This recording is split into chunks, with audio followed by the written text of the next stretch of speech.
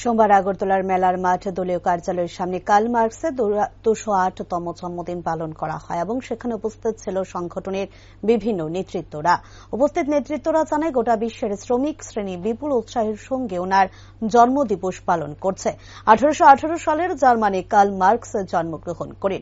1847 সালে উনি প্রথম কমিউনিস্ট লীগ প্রতিষ্ঠা করেন এবং 1848 সালের কমিউনিস্ট ম্যানিফেস্টো রচনা করেন। আর তখন বিশ্বের মধ্যে প্রথম তিনি তার আবিষ্কার করেন যে মানব সভ্যতার ক্রমবিকাশের ইতিহাস হচ্ছে শ্রেণী সংগ্রামের ইতিহাস বলে ব্যক্ত করেন তিনি। আজকে 208তম জন্মদিবস। গোটা বিশ্বের শ্রমিক শ্রেণীর শ্রমজীবী জনগণ বিপুল উৎসাহের সঙ্গে এই জন্মদিবসে ওনার প্রতি শ্রদ্ধা জানাচ্ছে।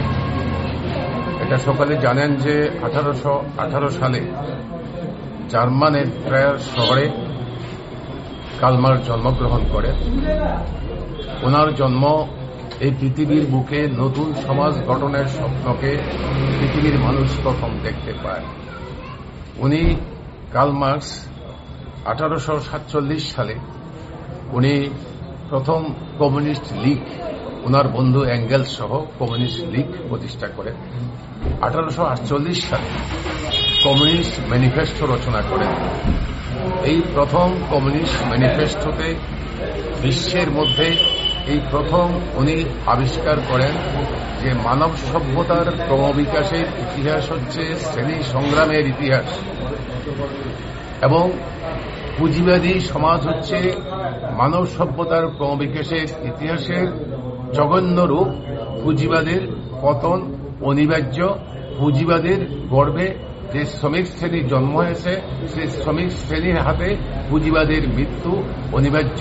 সমাজ এবং তারাই এই শ্রমিক শ্রেণী সমাজতন্ত্র কায়েম করবে। সমাজতন্ত্র জিন্দাবাদ এবং শ্রমিক শ্রেণী লং লিভ, দীর্ঘজীবী হোক, দুনিয়ার মজদুর এক হোক।